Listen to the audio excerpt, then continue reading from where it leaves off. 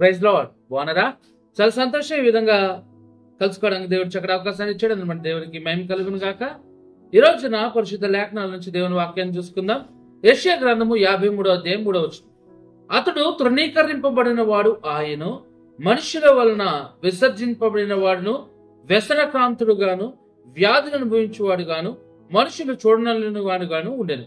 యేసుక్రీస్తు వారి గురించి కొన్ని వందల సంవత్సరాల క్రితము యేసుప్రభు వారి లోకంలో రాకముందే యెషయా భక్తుడు ఈ విధంగా యేసుక్రీస్తు జీవితంలో జరిగే వాటిని వివరించాడు.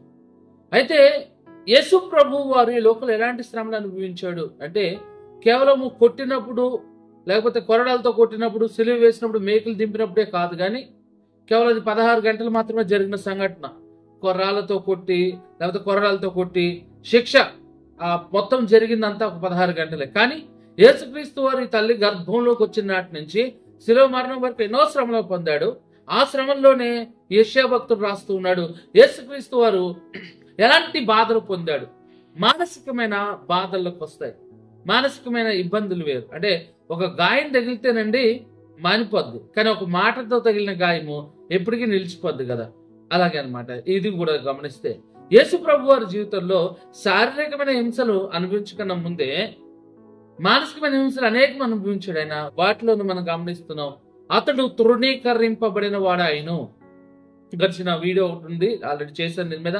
ఇది 2వ వీడియో. తృణీకరింపబడిన వాడైన యేసుక్రీస్తు వారు తృణీకరించబడ్డారు. తృణీకారం అంటే నువ్వు మాకు వద్దు, వెళ్ళిపో, నువ్వు మాకు అవసరం లేదు అని అనడం అనమాట. తృణీకరించారు, మాకు అవసరం లేదు, మాకు వద్దు అని తృణీకరణ అంటే వద్దు అనేది అనుకుంటే ఇంకొంచెం వద్దు, వదిలేయడం. యేసుక్రీస్తు వారిని, ఆయన మాటలను కానీ, ఆయన పరిస్థితులు కానీ, ఆయన్ని కానీ చాలా మంది తృణీకరించారు. ఏదో మంచి విషయం చెప్తూ ఉంటే ఇలా చూసి చూడనట్టు పోతారు చాలా మంది. ఇలా కిందకి మీదకి చూసి ఈయన చెప్పుటోడయ్యాడా, ఈడో చెప్పుటోడయ్యాడా అని చూసి పోతుంటారు కొంతమంది. అవును కదా. అలాగే యేసుక్రీస్తు వారిని తృణీకరించింది లోకం. 5 గడిచిన దినాల్లో మనం చూసుకున్నాం. ఆయన ఎందుకు తృణీకరించబడ్డాడంటే, ఎందుకు యేసుక్రీస్తు వారు తృణీకరించబడ్డారంటే వాగ్దానం నెరవేర్పు కొరకు. ఆయన జీవితంలో వాగ్దానం నెరవేర్చబడాలి. ఏదంటే ఇవే ఆయన తృణీకరించబడతారు, ఆయన నిరాకరించబడతాడు అన్న ప్రవచనం నెరవేర్పు కొరకు ఆయనకు అవకాశం ఉన్నప్పటికీ నిరాకరించబడ్డానికి, తృణీకరించబడ్డానికి ఇష్టమయ్యాడు. వాగ్దానాల నెరవేర్పు కొరకు. 2వది మనం గమనిస్తే ఆయన మాటలను బట్టి లోకమైన తృణీకరించింది. మంచి మాట్లాడాడు, గడిచిన వీడియోలో చూసుకున్నాం. ఇవి మంచి మాట్లాడాడు, మంచి చెప్పాడు, అందుకే ఈ లోకమైన తృణీకరించింది. 3వ విషయాన్ని ఈరోజు చూడబోతూ ఉన్నాం. ఎందుకు ఆయన ఈ లోకం తృణీకరించిందంటే, మొదటిగా ఆయన వాగ్దానం నెరవేర్చాడు. 2వది ఎందుకు ఆయన లోకం తృణీకరించిందంటే, ఆయన మాటలు మంచి మాట్లాడినందుకు లోకము తృణీకరించింది. 3వ విషయాన్ని చూద్దాము, ఎందుకు ఆయన తృణీకరించింది లోకం అంటే, యోహాను సువార్త 15వ అధ్యాయం 24వ వచనం. ఎవడనూ చేయని క్రియలు నేను వారి మధ్య చేయకుని ఎడల వారికి పాపం లేకపోను.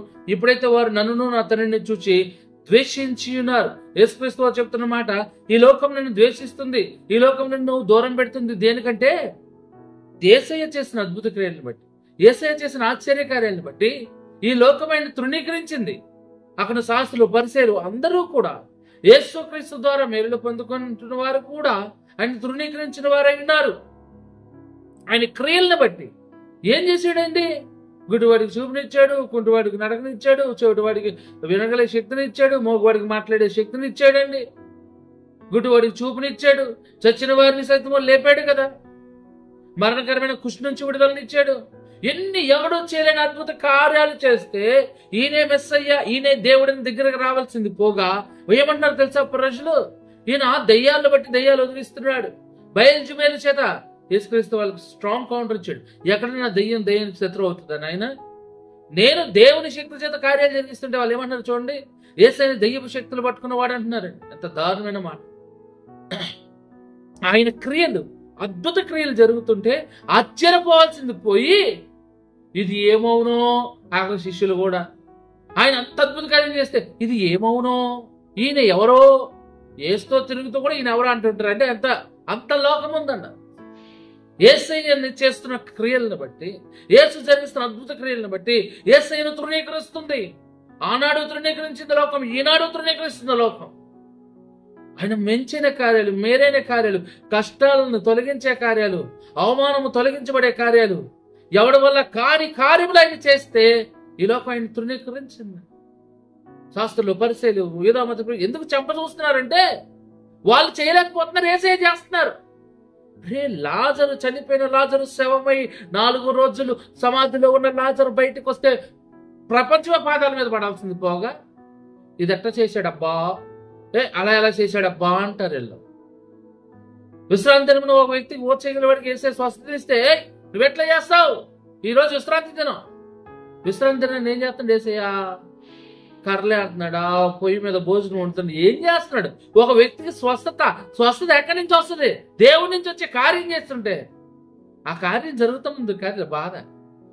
అదే ఇలా బాధ విశ్రాంతి దినం కాదు, స్వస్థత జరుగుతుంది, అద్భుతాలు జరుగుతుంది. వీళ్ళ వల్ల కావట్లే. వీళ్ళ వల్ల కావట్లేదని ఏం చేశారంటే అంతకుముందు అందరూ గౌరవించే వాళ్ళ సూపర్ స్టార్ అనే వాళ్ళని. ఇప్పుడు ఎవడో సూపర్ స్టార్ అంటే ఏంటే? నిజమైన లోకరక్షకుడు ఈ లోకంలో ఉన్నాడు. అంతను బట్టి వాళ్ళకి కుశోషం వచ్చేసి యేసయ్యని తృణీకరించేలా చేశారు. ఆయన చేసిన మంచి క్రియలు, మంచి పనులు చేస్తే అందరికీ లోకం అయిపోతారు. అదే చెడ్డ పనులు చేయండి, ఎవడో లోక గౌరవం ఇస్తారు, ఒంగునొంగుంది అన్నారు కదా. యేసయ్య మంచి పనులు చేశాడండి, అందుకే లోకం తృణీకరించింది. లోకసువార్త 8:37 గెరేసేల ప్రాంతంలో నుండి జనులందరూ భయక్రాంతులేరు గనక తమను విడిచి పొమ్మనైన వేడుకొనిరి. యేసయ్యని వేడుకున్నారు. ఏమనుకుంటున్నారంటే గెరేసేల ప్రాంతంలో ఉన్న ఆ ప్రాంతం వారు యేసయ్య మా దగ్గర నుంచి పో, యేసయ్య మా కొద్దు నువ్వు వెళ్ళిపో అని అంటున్నారు. ఎందుకు యేసయ్యని పొమ్మంటున్నారంటే యేసయ్య చెడు చేశాడా? యేసయ్య వాళ్ళకైనా ఏం చేయడు తెలుసా? ఆ గెరేసేల ప్రాంతంలో ఒకడు దెయ్యం పట్టినోడు ఉన్నాడంట. వాడు మొత్తం ఊరిని దొల్లగొడుతున్నాడు. ఆయన అన్ని చోట్ల చెప్పారు, ఎక్కడ స్వస్థత రాలా. తీసుకొచ్చి ఎక్కడ శ్మశానంలో పడేస్తుంటే ఆ శ్మశానం వెళ్ళి ఎవరిని వెళ్ళనివ్వట్లేదు. ఆన్ని రాళ్ళతో కొట్టుకుంటున్నాడు, చేతులు సంఖ్యలు దింపేస్తున్నాడు. ఆన్ని తట్టుకోలేక ఊరు అల్లలాడిపోతుంది. అలాంటి తోడు యేసయ్య వస్తుంటే యేసయ్య ముందుకు పరిగెట్టుకెళ్ళి నాతో నీకేం పని అంటే పో దయ్యాల పోనగానే ఆ పందులోకి వెళ్ళి వచ్చినాయి. మనకు తెలుసు దయ్యం బట్టి ఊరు అల్లలాడిపోయింది. ఒక్కడికి దయ్యం పడితే ఊరు అల్లలాడిపోతే అలాంటి వాడు సంఖ్యలు సైతం తెంపేసి పరిగెట్టుకొచ్చేవాడు ఈ ఊరి దగ్గర వచ్చి చూసారు ఎక్కడ తెలుసా? యేసు పాదాల దగ్గర కూర్చున్నాడు, దయ్యాలు వదిలిపోయింది. ఇంత అద్భుత కార్యం మనం ఎన్నో చోట్ల తిరిగామే, వీడి గురించి ఊరంతా ఏకమయ్యామే. అలాంటి విడుదల రాలా. ఈ వ్యక్తి ఎవరో గొప్పవాడు, రా యేసయ్య మా ఊర్లోకి అంటున్నారా? భయపడిపోయారంట. ఇప్పుడు దయ్యం చూసి భయపడతలేదు.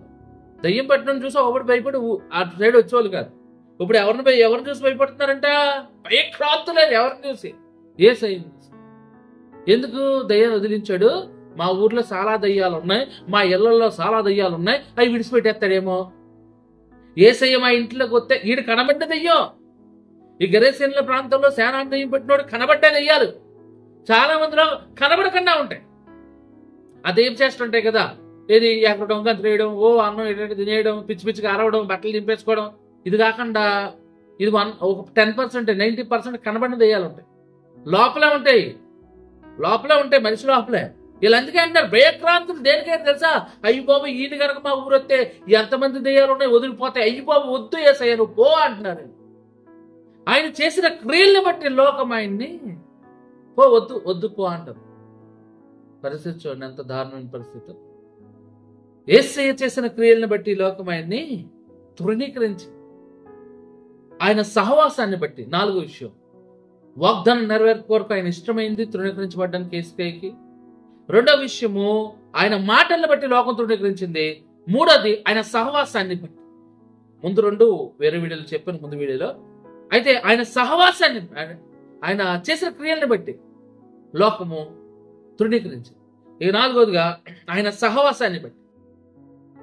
మార్కు సువార్త 2:16 పరిసయ్యుల్లోను శాస్త్రులు ఆయన సుంకరులతోనూ పాపులతోనూ భుజించడం చూచి ఆయన సుంకరులతోనూ పాపులతోనూ కలిసి భోజనము చేయించున్నాడని ఆయన శిష్యులను అడగగా అక్కడున్న వారు శాస్త్రులు పరిసయ్యులు అందరూ వచ్చి ఆ యేసుప్రభు శిష్యులతో అక్కడున్న వారితో ఏమడుతున్నారంటే, అదేంటి యేసయ్య శాస్త్రులు ఆ యొక్క సుంకరులతో కూర్చున్నాడు, అదేంటి పాపులతో కూర్చున్నాడు, అరే యేసయ్య అక్కడ ఉండకూడదే.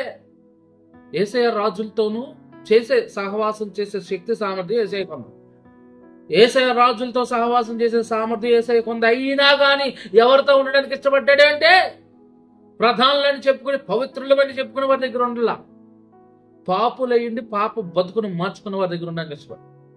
ఆ శంకర్లు వస్తుంటే యూదులు అబ్బో మామూలుగా ఉండదు. అలాంటి వారిని చూడడానికి కూడా ఇష్టపడరు వీళ్ళు. అలాంటిది యేసయ్య వార్తలు భోజనం చేస్తుంటే తట్టుకోలేకపోతున్నారు. ఒక యూదుడు ఏంటి శంకరుతో కూర్చుంటాడు. ఈ యేసయ్య సహవాసాన్ని బట్టి వాళ్ళు దగ్గర కూడా యేసయ్య దగ్గరికి వెళ్ళట్లా.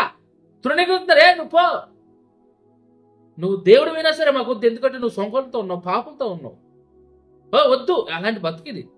ఈరోజు చాలా మంది కూడా ఈ రోజు కూడా యేసయ్య జీవితంలో ఈ రోజు కార్యాలు చేస్తే ఆ కులం దేవుడు ఈ కులం దేవుడు కాదు, అందరి దేవుడు యేసయ్య.